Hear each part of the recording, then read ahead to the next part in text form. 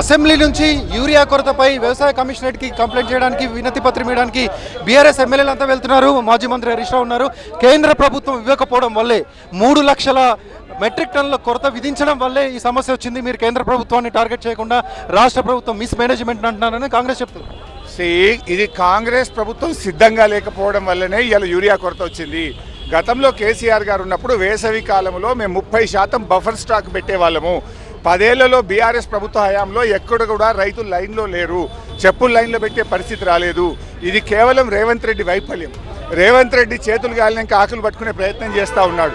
ఏం చేసినావు? అందాల పోటీల మీద రివ్యూ చేసినావు, మూసీ సందరీకరణ మీద రివ్యూ చేసినావు, బీహార్లో పోయి ప్రచారానికి పాల్పడ్డావు, ఢిల్లీకి గల్లీకి తిరుక్కుంటున్నావు తప్ప రైతులకు భవిష్యత్ ప్రణాళిక గురించి నీకు ప్రిపరేషన్ లేకపోవడం వల్ల ఈ సమస్య వచ్చింది. మీరు అసెంబ్లీ నుంచి బయటకు వస్తున్నప్పుడు ప్లకార్డ్స్ పట్టుకొని నినాదాలు చేస్తూ బయటకు వస్తున్నప్పుడు కొంతమంది కాంగ్రెస్ ఎమ్మెల్యేలు కాళేశ్వరం సబ్జెక్టును డైవర్ట్ చేయడానికి, దాన్ని పక్కదారి పట్టించడానికి చేస్తున్న ప్రయత్నం అని చెప్తూ ఉన్నారు.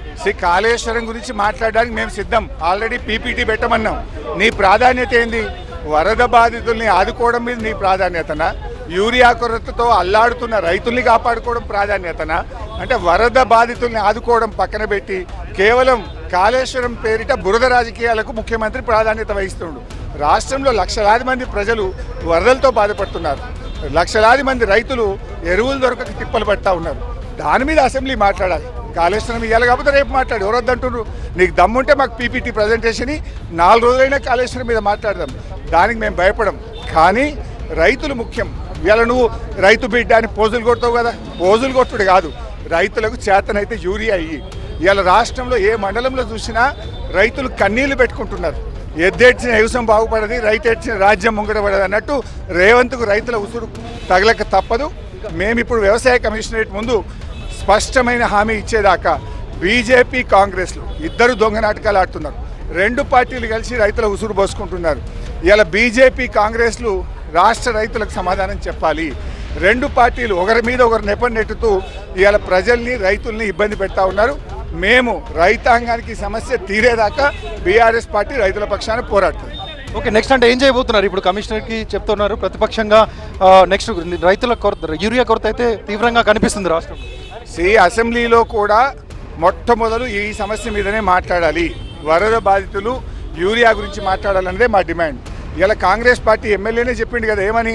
రేపటి నుంచి అసెంబ్లీకి రాను. ఎవడన్నా ఇప్పుడు అసెంబ్లీ పెడతాడా? వరద కష్టాల్లో ప్రజలు ఉన్నప్పుడు ప్రజల దగ్గరికి పోయి ఆ వరద బాధితుల్ని ఆదుకునే పని ప్రభుత్వం చేయాలి, అధికారులు చేయాలి. ఈ టైంలో అసెంబ్లీ పెట్టడం అంటే ఈ ప్రభుత్వానికి రైతుల పట్ల, వరద బాధితుల పట్ల ఏ పార్టీ చిత్తశుద్ధి ఉందో అర్థమవుతుంది. Thank you. ఇది ఖచ్చితంగా 2 ప్రభుత్వాలు ఎవరు ఇస్తారో యూరియా ఇవ్వాలనే విషయాన్నే బీఆర్ఎస్ చెప్తూ ఉంది. ఇప్పుడు కమిషనరేట్కి వచ్చారు, అగ్రికల్చర్ కమిషనరేట్కి వచ్చారు.